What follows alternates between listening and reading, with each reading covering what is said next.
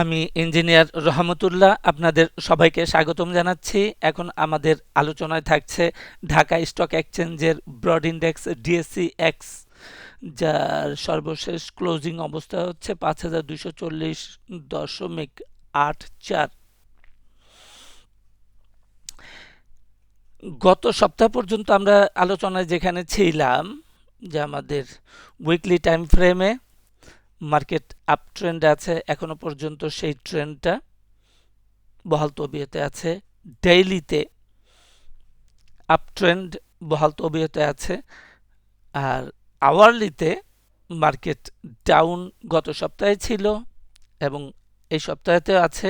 গত সপ্তাহে আমরা দেখেছিলাম যে মার্কেট আমাদের সাইডওয়েজ মুভমেন্টে আছে এবং পরিষ্কারভাবে বলেছিলাম যে in any market, in any stock or index, in any time frame, in any position, যে কোনো সাইডওয়েজ মুভমেন্টই হচ্ছে কারেকশন। সুতরাং মার্কেট কারেকশনে আছে।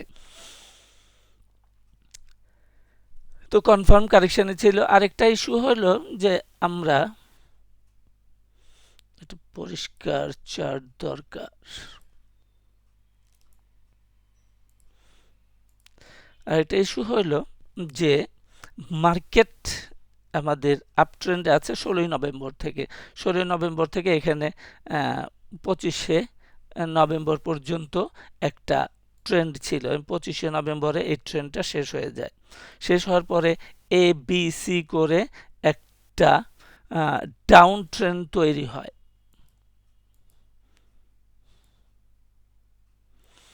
দেন আবার একটা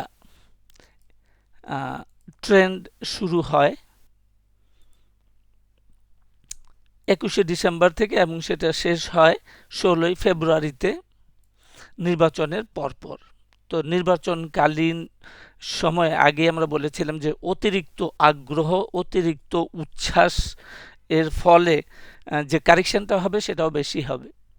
এর আগেও আমরা দেখেছি এবং জানি যে 2010 সালে অতিরিক্ত উচ্ছ্বাস বা আগ্রহের কারণে মার্কেট বাবল তৈরি হয়েছিল, যার খেসারত আজকে পর্যন্ত দিতে হচ্ছে। আজকে পর্যন্ত মার্কেট বিগার পিকচারে নেগেটিভ ব্যারিশ কারেকশনে আছে এখন পর্যন্ত। আর এখানে যে অতিরিক্ত উচ্ছ্বাস ছিল গণতান্ত্রিক পরিবেশে ফেরার একটা সুযোগ এবং নির্বাচন ইত্যাদি, এর ফলে যে 200 পয়েন্টের আপডেট হয়েছে, তার জন্য আমরা একটু ছোটোখাটো একটা খেসারত দিতে হবে, অর্থাৎ কারেকশনটা একটু ডিপ হয়েছে। তো এখন উল্লেখযোগ্য হলো যে এখানে এই গ্রিন বক্সের ভিতরে একটা ট্রেন্ড শেষ হয়ে গেছে এবং আগেরই মতো এখানে যেমন রেড বক্সে একটা কারেকশন দেখা যাচ্ছে, এখানে আরেকটা কারেকশন হবে এবং টাইম অনুযায়ী আমরা দেখছি যে টাইম অনুযায়ী ম্যাচিউরড হয়নি। এটা মাত্র 60% টাইম অতিক্রম করেছে, 100% টাইম অতিক্রম করে নাই। তার মানে মার্কেট আরও কারেকশন হবে, আওয়ারলিতেই আরও কারেকশন হবে। এর একটা কারণ হলো যে একটু আগে বললাম, সেটা আমরা ফিবোনাচিতে দেখি যে আমাদের যে প্রথম কারেকশনটা ছিল, এই কারেকশনের রেসপেক্টে আমাদের এক্সপেক্টেড টার্গেট হলো 200% ফিবোনাচি লেভেলে 5,372 অ্যাপ্রক্সিমেটলি এইটা। আর এই যে 200 থেকে যে 300% পর্যন্ত, 300% পর্যন্ত যে বাড়লো, 300% পর্যন্ত যে বাড়লো, এইটাই হচ্ছে গিয়ে আমাদের অতিরিক্ত। অর্থাৎ যে এখানে যে অতিরিক্ত উচ্ছ্বাসের ফলে এই অংশটুকুর বেশি হয়েছে, এই অংশটুকু বেশি আছে। সো তাহলে আমাদের র্যালি যদি বড় হয়, তাহলে একদম সহজ সরল হলো, র্যালি বড় হলে, অতিরিক্ত হইলে কারেকশন বেশি হবে। তো প্রথম কারেকশনটা ছিল জিগজ্যাগ।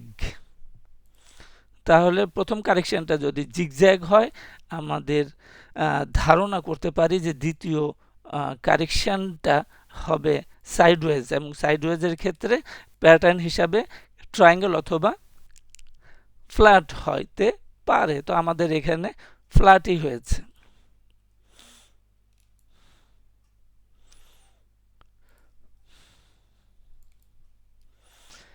তাহলে একটু আগে আমরা দেখলাম যে উচ্ছ্বাসের ফলে 300% পর্যন্ত আমাদের র্যালিটা সাস্টেন করেছে, অংশগ্রহণ করেছে।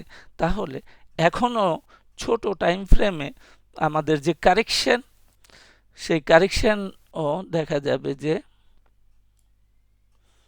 300% পর্যন্ত হইতে পারে। তাহলে 300% পর্যন্ত হইলে পরে আমাদের সাপোর্ট আছে 5110।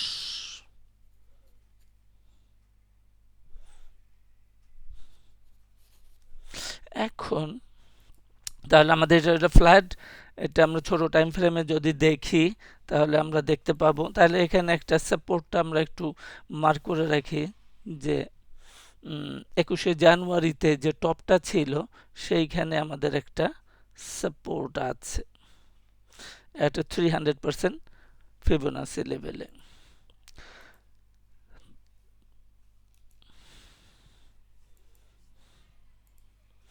এখন আমাদের যে প্যাটার্নটা তৈরি হয়েছে এটা হলো A B C, wave A B C B, দেন এখানে 5টা অথবা 9টা, এখানে আমরা আশা করছি যে 9টা, যেহেতু অতিরিক্ত উচ্ছ্বাস এখানে আমরা দেখেছি 300% পর্যন্ত গেছে, তাহলে কারেকশনও বেশি হবে। কারেকশন 5টা ওয়েভে হবে না, সেখানে 9টা এক্সটেনশন হবে।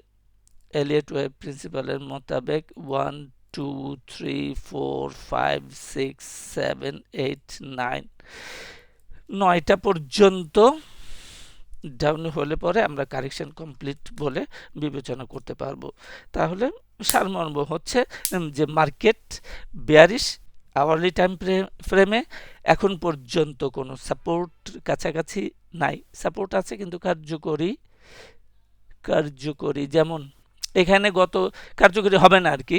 যেমন এখানে একটা আমরা বলেছিলাম কি সাপোর্ট 5442, এটা ক্লোজিং বেসিসে ভাঙলে মার্কেট ডিপ কারেকশনে যাবে, তাই হইল।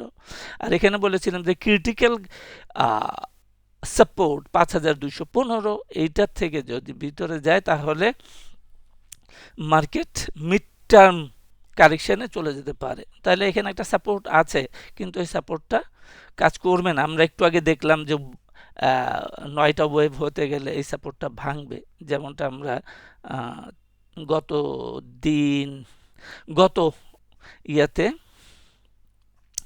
গত ভিডিওতে আমরা এইরকম একটা সাপোর্ট এখানে রেখেছিলাম, আপনারা চেক করতে পারেন। তো এই সাপোর্টটা এখানে আছে কিন্তু এই সাপোর্টটা আমরা একটু আগে দেখলাম যে এই সাপোর্টটা কাজ করবে না, মার্কেট আরো ডিপ কারেকশনে যাবে।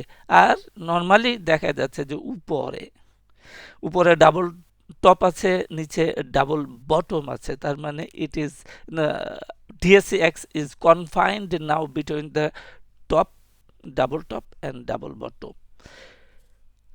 and তাহলে আমরা একটু আগে দেখলাম যে সাপোর্ট হচ্ছে আমাদের এইরকম জায়গায়, আরেকটা সাপোর্ট সেকেন্ডারি সাপোর্ট এটা করতে আছে। তো এই সেকেন্ডারি সাপোর্টটা সেকেন্ডারি সাপোর্টটা ভাঙলে পরে আমাদের ডেইলি টাইম ফ্রেমের যে আপট্রেন্ডটা ছিল সেটা নষ্ট হয়ে যেতে পারে। সেকেন্ডারি সাপোর্টটা যথেষ্ট শক্তিশালী আছে। একটু আগে আমরা দেখলাম 5110 অ্যাপ্রক্সিমেটলি, এটাও তো হয় না, 5110 আর অনেক গভীরে যাবে। তো এখানে একটা সাপোর্ট আছে, এই সাপোর্টটা হলো 5150। তো এখানে আমরা অবজার্ভ করতে পারি। তো মূল কথা হচ্ছে যে এখন যে সাপোর্টটা আগের থেকে দেখানো হয়েছিল সেই সাপোর্টটা ভাঙবে। সুতরাং এখন যদি ইন এনি সুইং হয় তাহলে সেই সুইংটা একটা সেল অপরচুনিটি হবে। আমরা এর আগে বহুবার বলেছি ডিউরিং ডাউন ট্রেন্ড যে কোনো সুইং সেল অপরচুনিটি, ওইখানে বাই করা রিস্কের বিষয় আছে। তাহলে এখন আমরা যেটা করতে পারি গতবার বলেছিলাম যে এখানে কঠিন রেজিস্ট্যান্স আছে, এই রেজিস্ট্যান্স ভাঙতে হবে। তো সে তো ভাঙতে পারে নাই। তাহলে আমরা যেটা এখন করব, অবজারভেশন সুইং যদি করে তাহলে আমাদের কি রেজিস্ট্যান্স হবে, ইমিডিয়েট যে টপটা আছে এটা আছে 5390।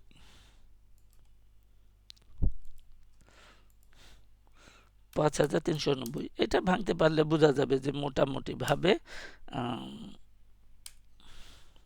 মার্কেট একটু ভালো থাকতে পারে। কি রেজিস্ট্যান্স গেল এটা। আর হচ্ছে আমাদের ক্রিটিক্যাল, যেটা এই ডাউন ট্রেন্ডকে, যে বেয়ারিশ আমরা আলোচনা করছি, এই ডাউন ট্রেন্ডকে নস্যাৎ করে দিচ্ছে কিনা, দিল কিনা, সেটা নির্ভর করবে এই ওয়েব বি, যেটাকে আমরা এতক্ষণ বললাম, সেই ওয়েব বি এটা আছে 5614-তে। 5614 এটা হচ্ছে ক্রিটিক্যাল রেজিস্ট্যান্স। এগুলো দেখে আমরা বুঝতে পারবো যে মার্কেটটা আসলে ভালো হয়ে গেল কি না, বা কি রেজিস্ট্যান্স দেখে বুঝতে পারবো যে সুইংটা সাস্টেন করছে কি না, ওই পর্যন্ত আদৌ যেতে পারছে কি না, ইত্যাদি। তো সারমর্ম যেটা হলো যে মার্কেট ফ্ল্যাট কারেকশানে আছে, এ বি সিতে 5টা ওয়েভ হওয়ার কথা জেনারেলি, কিন্তু এখানে যেহেতু অতিরিক্ত উচ্ছ্বাস ছিল নির্বাচন বা অন্যান্য ইস্যুগুলোকে ঘিরে, আমরা সোজা সাপটা বলি, এখানে একটা উচ্ছ্বাস ছিল থাকার ফলে আমাদের কারেকশনটাও গভীর হবে, এবং সেখানে 5 ওয়েভের পরিবর্তে 9 ওয়েভ হবে। সি, এটা আমরা বলছি ওয়েভ সিতে 9 ওয়েভ হবে, এবং এটা এক্সটেনশন হবে ওয়েভ সি, যে আমরা যেটাকে, এটা হলো ওয়েভ বি, যেটাকে আমরা ক্রিটিক্যাল সাপোর্ট বললাম। আর শুরুতে যে ডাউনটা হইলো 3টা ওয়েভে, সেটা হচ্ছে আমাদের ওয়েভ এ। এইভাবে আমরা একটু আগামী সপ্তাহের জন্য দেখতে পারি। তাহলে দেখা গেল যে আমাদের মার্কেট বেয়ারিশ, আমাদের ইন্টারপ্রিটেশন বেয়ারিশ আছে। তাহলে যদি কোন এই ইন এনি কেস কি রেজিস্ট্যান্সকে হায়ার হাই করতে পারে ক্লোজিং বেসিসে ইন এনি কন্ডিশন স্টেট, যে কোনো অবস্থা, তাহলে আমাদের এই বেয়ারিশ ইন্টারপ্রিটেশন সম্পূর্ণ বাতিল বলে গণ্য করতে হবে। তো আজকে এই পর্যন্তই। সাথে থাকার জন্য সবাইকে অনেক অনেক ধন্যবাদ।